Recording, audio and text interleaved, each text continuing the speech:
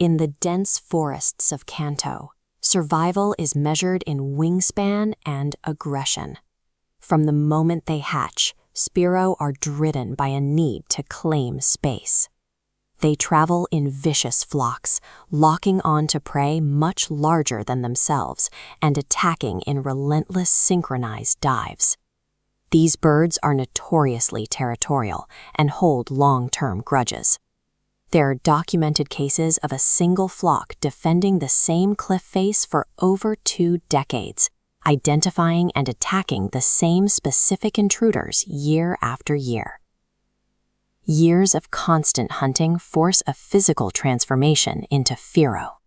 The neck stretches to grant lethal striking reach, while the beak hardens into a weapon capable of puncturing right through thick steel armor plating. Ancient Kanto military records describe early armies utilizing this hyper-aggression for war. They deployed divisions of trained Fearow as aerial dive bombers and scouts, known historically as the Red Spears. Fearow's biological design and history point toward a singular strategy, maintaining absolute, unrelenting dominance over the weaker creatures in its domain.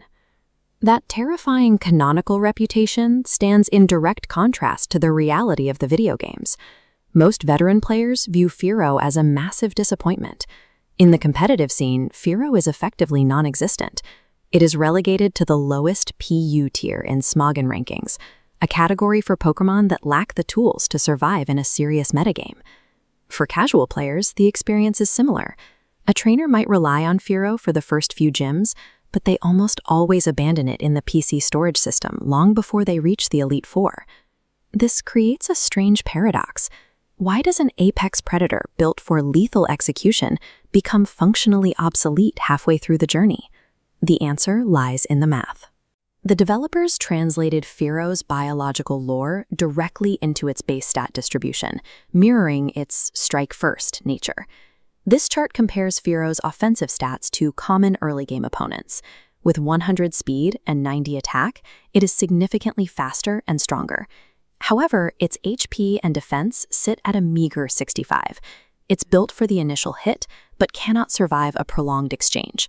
This makes Fearow the ultimate glass cannon. It relies entirely on outspeeding the enemy to secure a one-hit knockout, because its own defenses are too thin to withstand any return fire.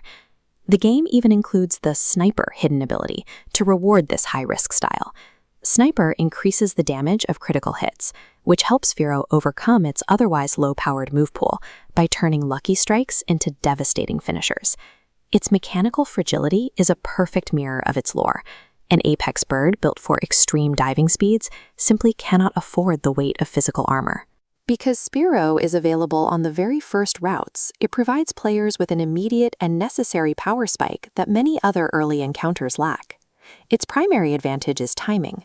Fearow evolves at level 20, whereas its rival Pidgey doesn't reach its final form until level 36.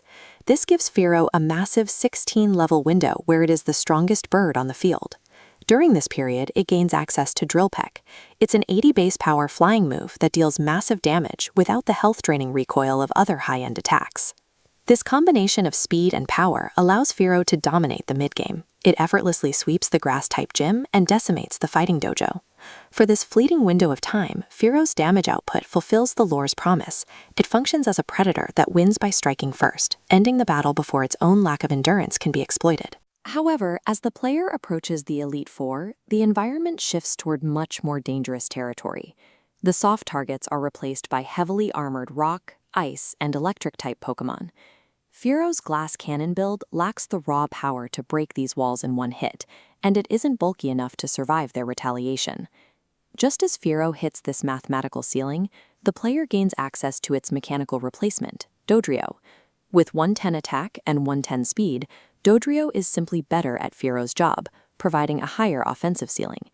Dodrio also has access to Swords Dance, doubling its attack. Fearow lacks boosting moves, meaning its damage remains stagnant while rivals scale. Other alternatives like Scyther offer more utility through the move U-turn, allowing a Pokémon to hit and then pivot to safety. Fearow's aggressive, one-dimensional move pool offers no such escape. This identifies Fearow as an early-game carry, a specialized unit designed to shoulder the burden of the early journey when options are limited.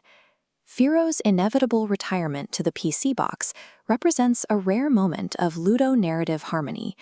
It is a tragic, specialized predator that dominates the early food chain, but lacks the tools to adapt, ensuring the player survives just long enough to win the war without it.